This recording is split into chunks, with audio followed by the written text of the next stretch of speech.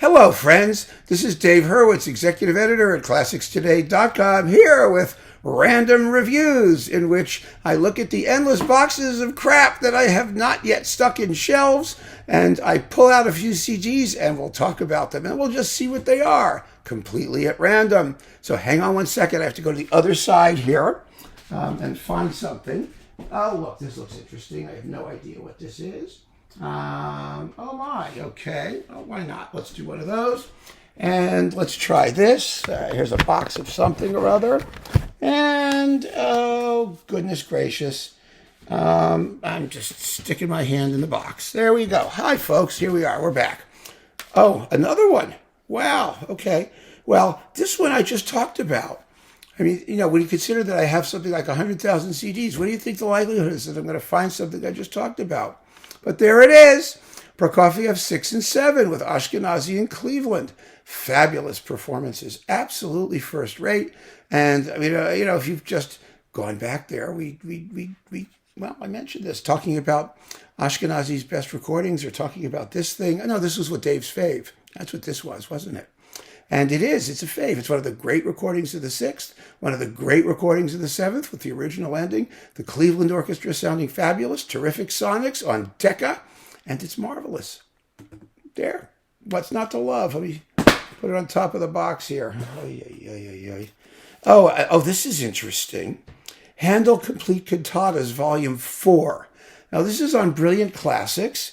It's with people whose name I can't pronounce because they're, Stephanie True is a soprano. She I can do. And then there's Clartje van Veldhoven. She's also excellent.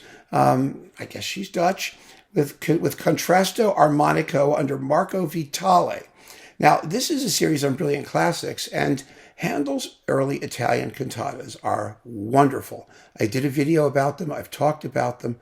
They're really brilliant. They're wonderful works, and they became the seed ground, because there's more than 100 of them, for a lot of the vocal music that later appeared in his operas and oratorios once he got to England, because Handel forgot nothing and reused everything by himself and by everybody else. So this is a lovely series. This one contains Clori, Mia Bella Clori, and Sans y Penser, I don't know, whatever that is, Clori, Vinozza Clori. There's a lot of Clori. I mean, they're all these Arcadian nymphs and shepherds kind of pieces, And then we've got Pensieri Notturni di Fili and Lunghi Nando Fileno. Isn't that helpful? But most of these are written for voices and small instrumental ensembles. And they're just exquisite. The music's fabulous. It's Handel. It's wonderful. He was a genius from day one. And I love his Italian cantatas. There's another series of them on Glossa, of all the instrumental cantatas, which is wonderful. They're in a box, and I talked about those too. So this is definitely worth hearing. That's lovely. And this sucker, oh my God. This is the Tahra Furtwängler Berlin Philharmonic wartime recordings from 1942 to 1944. Now, I'm not the biggest fan of Furtwängler, and I'm particularly not a fan of his wartime recordings, some of which are, I admit, splendid because they sound lousy. No matter what they do, everyone claims to be using original tapes. Everybody, even the Berlin Philharmonic, when they issued them, and they sound just as lousy, only they were just trying to cash in on the legacy, right? But some of them are extraordinary performances. Let's face it. And we have Beethoven, Symphonies 3, 5, 6, and, that last one. I don't even have time to do the tie thing. It's that last one. And Piano Concerto number 4 with Conrad Hansen. This is with the Vienna Phil. And the Brahms 4 and Piano Concerto number 2 with Eschenbacher. And the variations on a theme by Haydn. And then we've got some Strauss songs with Peter Anders. And Wagner, Meistersinger Prelude, Tristan and Isolde, the Liebestod. And that's what's on here. Now, what on here is really great? Well, you know how I feel about that Nazi ninth that doesn't even deserve a tie. Ha! It sucks beyond belief. But the Eroica has its moments. The 5th is very good. The Beethoven 5th is really, really good, even if it does have 5 or 6 notes instead of 4 at the opening. Furtwängler always did it. Da da da da da da da da da da da da da da da, something like that. And then the Brahms Fourth is marvelous. It's just full of tension and excitement, and it has a lot of fire in its belly, and the sound is horrible, and Tahra doesn't exist anymore.